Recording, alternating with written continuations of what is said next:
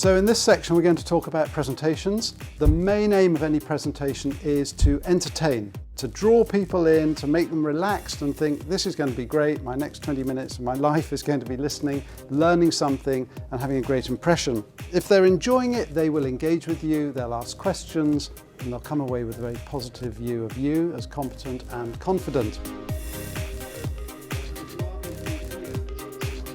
So there are many forms of presentation, small group like this, one-to-one, big theatre, and often we use PowerPoint, and that's what we're going to do here on the screen. I'm going to run through some slides to talk about how to present like a professional. Question 1, what are the objectives of a live presentation? What do you think? To educate. To tell a story. To tell us, right, yes, everyone loves stories. To get your key points across. I think the emphasis on key, not everything. So I would argue, yes, it is to entertain, number 1, to engage people, communicate the key message, demonstrate the benefit of listening. Why should I spend the next 20 minutes listening to this? But overall, to create an impression about the sort of person and the impression of your work. How do we create that impression? I think you need to show that you are on top of the content, that you are confident but not overconfident, so you know your stuff. You're warm, you're empathic, you're connecting with the audience, you're open, you're honest. When you don't know the answer to something, you say that, and that you welcome debate and question and challenge. Let me just butt in here. When you're giving a presentation, what you say is important, but how you say it may be even more important. We live in an attention economy. You need to know how to connect with your audience and connect with them fast. I've spent years studying the art of speech making, and what's clear is that there are a few simple techniques you can use to quickly forge that rapport. What do you think I am? A full-blooded combat soldier. Not anymore. I don't want it. That's too bad, because you're stuck with it. Let me tell you a story, John. I want to tell you a story. Since we were first warming mammoth stew at the campfire, those have been compelling words. Stories are humanising, relatable, and give a narrative shape to your ideas. Grouping things into 3, what rhetoric scholars call a tricolon, is always an effective technique. It just sounds right. You can find tricolons in every political speech from Pericles to Barack Obama. But here's the Wizard of Oz. Weren't you frightened? Frightened? You are talking to a man who has laughed in the face of death, sneered at doom, and chuckled at catastrophe. You know what a rhetorical question is, don't you? Here's a good way of mixing up your presentation and engaging the audience directly rather than monologuing. And what have they ever given us in return? The aqueduct? What have the Romans ever done for us? Obviously, the point about a rhetorical question is that it's not usually supposed to invite an answer. But it still makes a point. And my overall point is that by using the devices I've talked about, you too can be a great speaker. Right, back to the classroom. People learn in very different ways, and that means your audience will be learning in different ways. And here are 4 of them. There are people in the audience who are theorists, so they want to know the theory behind what it is you're presenting. What's the evidence for what you're saying? There'll be a group of people who are, if you like, activists. They want practical examples. Show me, don't tell me. Show me how this worked. You talked earlier about stories, so there are pragmatists in the room. Tell me a story. Give me an example of how this worked. And then finally, there'll be a group of people who are reflectors. Don't expect an immediate reaction from those people. They need to go away and think about things, about what you've said. So these are your 4 groups, which means any presentation probably will have a mixture of those people, and you're going to want to provide different evidence for people. In a very simple example, some people like percentages, some people like ratios, some people like fractions. You'll hear this all the time with politicians. One moment they're saying 1 in 5 people, and the next they're saying about 20%. Some tips to make your content and slides great. Plan on no more than 1 slide a minute. Keep your background really simple. Use the slide to show content that would be difficult or take too long to describe, for example photos or maps or graphs. Make the text legible. No fancy fonts. Something really clear and simple. The fewer the words, the better. Avoid distracting animation and keep only 1 main idea on each slide. In terms of structure of a PowerPoint presentation, it's the classic, tell them what you're going to tell them, and then tell them what you told them.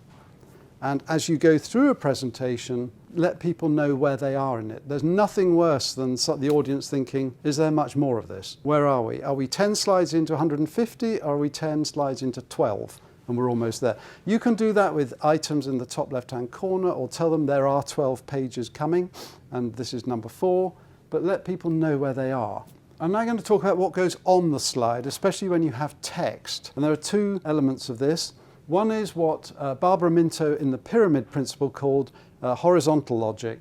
So this is taking you from one slide to the next. What is the story? This is a very important element of any presentation, is, if you like, the red line through the story. And here is an example where we've done a project for a cafe, and the message is that the cafe has potential to grow. And how do we get that message over? With a set of slides where the headlines tell the story. In fact, all you need to do is to read the headlines as you go through it. Under this headline, we've actually got some data, and we'll come to the vertical logic on the next page. But on this one, few people have heard of it.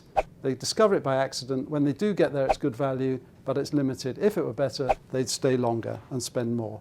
So it's one slide to the next. And the point always is, you don't know how much time the reader has got. If they've got 3 seconds, that's the message, the red line. If they've got 30 seconds, they'll scan the headlines. And if they've got the full half hour of your presentation, they'll get the rest of it.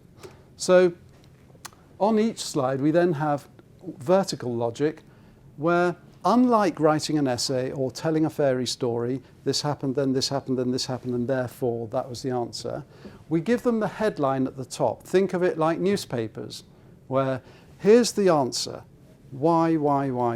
And again, for your fast reader, they just might want the headline, and that's enough. Think of it, when you read a newspaper, sometimes you read the headline, you think, I don't need any more about this story. I'm not interested in it, but sometimes you want to unwrap it a bit. So structure it like a newspaper. Again, 1 topic per page. Very important that it answers so what. So don't just say the readership of the FT is 1 million people. I mean, so what? So you could put it in comparison. You could talk about the growth over time. You could talk about where they're based and what's going on. So that's a very strong question. Is someone else could say, well, so what? What goes on here is evidence to support the headline. And finally, when you do write these, we all fall into the old trick of, because this happened, then this, and here is the answer right at the bottom. And remember, when we're talking about CVs, people don't always read to the end of your lovely text. So don't put the answer at the bottom. That's why the answer goes at the top.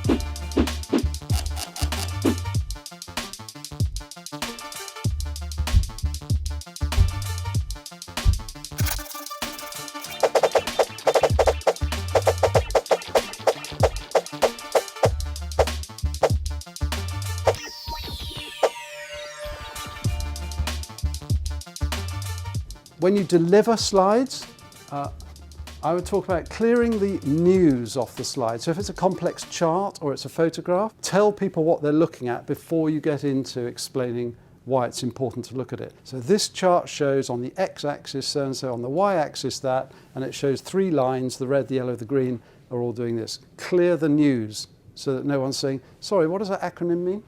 You don't need notes. You will know your content really well. Notes can just get in the way. You haven't got free arms, you drop them, they're not stapled together, they get out of order, you can't react quickly. And this is a common fear is, but if I don't have notes, I won't say everything. But that's what Q&A's for. And you're trying to give an impression, not actually give them the whole text from A to Z. So don't worry about missing something out. Talking of questions, last slide. At the end, you might say, I am happy to take questions, and then be quiet. Someone will break the ice at that point, and it's always difficult to get questions at the beginning, but someone will do it. Usually if someone's chairing your session, they might ask one. It's helpful to repeat and rephrase the question, especially if it's emotionally fired up. And someone's saying, well, I disagree with everything you said there, you haven't done it. You could take the emotion out of it and rephrase the question. What the questioner is asking is, have I actually collected the evidence from a big enough sample? And then you could then explain. When you finish the answer, end up looking at somebody else.